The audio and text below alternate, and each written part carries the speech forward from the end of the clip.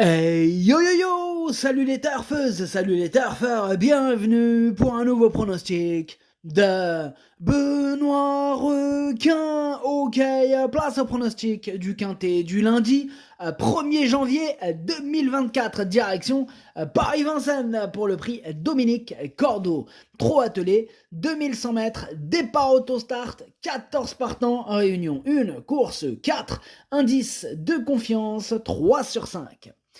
Petit retour sur le quintet du samedi 30 décembre. Dans mon pronostic, je vous ai donné le tiercé dans l'ordre en 4 chevaux, le quartet dans l'ordre en 6 chevaux et le quintet en 6. Ça fait plaisir.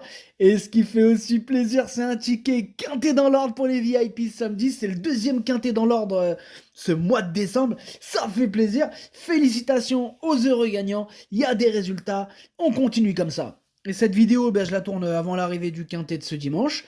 Et je reviendrai dessus demain. Ok, c'est parti, on commence le pronostic et on commence avec le numéro 1, Chance EK, et on écoute l'entraîneur Fausto Barelli. Bonjour Fausto.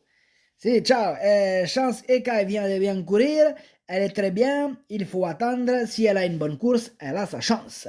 Ok, si elle a une bonne course, elle a sa chance. Moi, ce numéro 1, c'est lui mon gros regret, c'est lui mon cheval de complément en cas de non partant. Attention possible, cassage en vue. On passe au numéro 2, Instinct d'âme, et on écoute Hansen Eric Bando. Instinct d'âme avait besoin de courir lors de sa dernière sortie. Le rythme était élevé, il a demandé à souffler de façon logique. Cette course lui aura fait du bien. Il va courir en amélioration pour cet engagement favorable. Évoluer sur les 2100 mètres lui convient bien. L'opposition est de qualité avec les 5 ans, mais il est capable de se placer à ce niveau à l'issue d'un parcours favorable. En tout cas, moi, ce numéro 2, je l'ai pas retenu. Voilà, en même temps, on peut pas tous les retenir. Maintenant, il est quand même en plein milieu de ma petite liste des possibles troubles faits, donc méfiance tout de même. On passe au numéro 3, Cara River, et on écoute Johan Untersteiner. Bonjour, Johan. Bonjour. Cara River, il a réalisé une très belle performance. La dernière fois, c'était super, et j'étais très content. Comment dirais-je, il est bien au travail depuis. I think, c'est vrai, en français c'est mieux.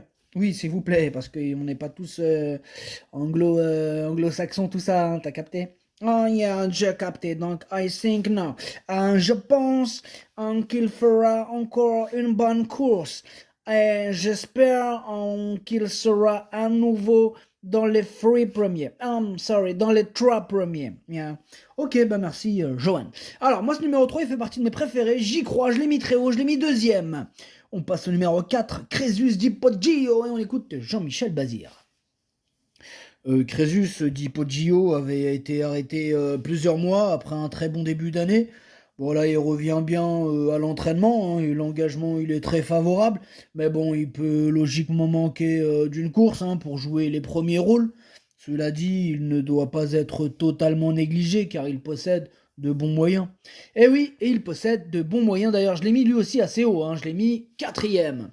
On enchaîne avec le numéro 5, Cocaoli, on écoute Thomas Malgvist. Eh bien, Cocaoli a réalisé d'excellents débuts à Vincennes, face aux meilleurs 4 ans, sans avoir un déroulement favorable. Je tiens à l'annoncer. Alors, cela s'est renouvelé dans les circonstances de course ensuite dans le prix Oscar Collard, à une semaine. C'était trop dur dans ces conditions. J'ai fait l'impasse sur le Continental pour lui redonner de la fraîcheur et aborder au mieux ce bel engagement. Il est très bien et a ma confiance. Eh bien, il a aussi ma confiance. En plus, il a hérité d'un excellent numéro. Tous les feux sont au vert. Moi, j'ai mis cinquième. On passe au numéro 6, Jericho, et on écoute Vincent Martens. Jericho est très bien. Il progresse constamment, tous les feux sont au vert, c'est un cheval de tout premier plan, sa place est dans les 3 premiers. Moi je dirais même sa place c'est sur le podium, sur la plus haute marche du podium, c'est lui mon préféré, je l'ai installé en tête. On enchaîne avec le numéro 7, Jaguar Marancourt, et on écoute le propriétaire. Oui, c'est moi, c'est le propriétaire. Alors, Jaguar Marancourt peut très bien courir. La dernière fois, il était caché à la corde et n'a pour ainsi dire pas couru. Eh bien, il a très bien travaillé. Alors, Jericho et Cara River sont les deux chevaux de la course. Il peut prendre une place avec l'aide d'un parcours caché. Alors, ben, merci, monsieur le propriétaire. Alors, moi, ce numéro 7, lui aussi, je l'ai gardé, mais je l'ai gardé un peu plus loin que le précédent cité, qui était le 6, que j'avais mis en tête. Lui, je l'ai mis 6e. On passe au numéro 8, Illusion J-Pad, et on écoute Pascal Lelièvre. Illusion J-Pad a encore très bien tenu sa partie en dernier lieu et n'a été devancé que par Jericho, alors qu'il avait hérité du numéro 9. Faute d'engagement favorable, elle n'a pas couru depuis, mais elle va quand même se présenter au mieux. Je trouve même qu'elle a progressé depuis qu'elle est à Grosbois. Elle va encore faire sa course et pourquoi pas prendre de nouveau le premier accessite. Bah oui, pourquoi pas, Pascal. En tout cas, moi, ce numéro 8, j'y crois. Je l'ai mis très haut, je l'ai mis à 3e. On passe au numéro 9, Don't Say Gar, et on n'aura pas les commentaires de l'entraîneur. C'est encore Alessandro Gocciadolo. Depuis hier, il est parvenu de la pêche, j'espère que tout va bien.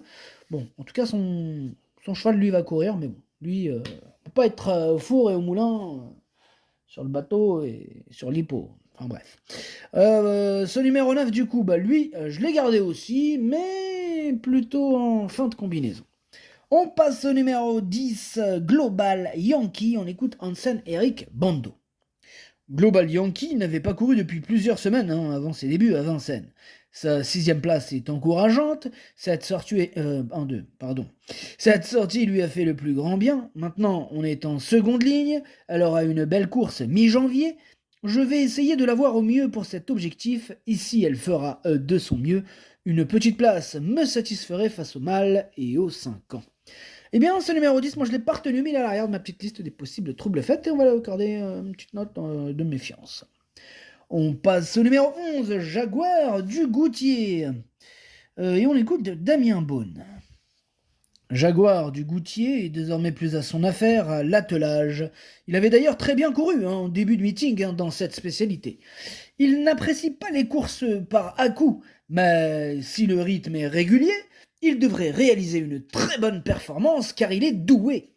Eh bien, c'est un regret ce numéro 11, c'est mon 2e cheval de complément en cas de non partant, attention. On enchaîne avec le numéro 12, Dardo Zach, et on écoute Mathieu Abrivard. Pardon, ma gorge a flanché. Mathieu Abrivard. Dardo Zach a eu un très bon comportement pour son retour sous la selle alors qu'il affrontait les meilleurs 4 ans. Il n'a pas un bon programme cet hiver et doit affronter ses aînés ce lundi, mais sa forme ne fait aucun doute et le parcours de vitesse ne va pas le déranger. Il doit s'élancer en seconde ligne et reste plus à l'aise sur les pistes plates, mais il va tenter d'accrocher une petite place. Ouais. Bon, en tout cas, moi, ce numéro 12, je ne l'ai pas retenu. On passe au numéro 13, c'est Doub Prave, et on écoute Alexandre Abrivard. Doub Prave rentre et a été éliminé à plusieurs reprises, mais il travaille depuis le mois de septembre. C'est un trotteur spécial et nerveux qu'on s'est résolu à faire castrer, mais il a des moyens. Il s'élance en seconde ligne et l'objectif est de le faire finir. Il ne faut pas l'exclure car sur sa classe, il peut finir dans le quintet. Je l'ai pas retenu, ce numéro 13, par contre c'est quand même lui le chef et le capitaine de ma petite liste des possibles casseurs de tickets repérés, attention. Et on termine avec le numéro 14, juste à midi, et on écoute Frédéric Duvivier. Juste à midi est très bien, très estimé. Cela ne s'est pas bien passé lors de ses dernières prestations, il redescend de catégorie, mais part en seconde ligne. Et oui, du pour et du contre, en tout cas ce numéro 14, je l'ai gardé, mais en toute fin de combinaison. Le pronostic, ça donne 6, 3, 8, 4, 5, 7, 9, 14. Merci d'avoir suivi cette vidéo. N'hésitez pas à mettre un pouce bleu si la vidéo vous a plu. Pour accéder à tous mes tickets pour la course du Quintet, rendez-vous directement en description de la vidéo. À jouer avec modération. Et bien sûr, je vous souhaite à toutes et à tous une belle année 2024. Je vous souhaite avant toute chose, une bonne santé, bonne soirée, bonne chance. Chopez-le-moi. Ciao.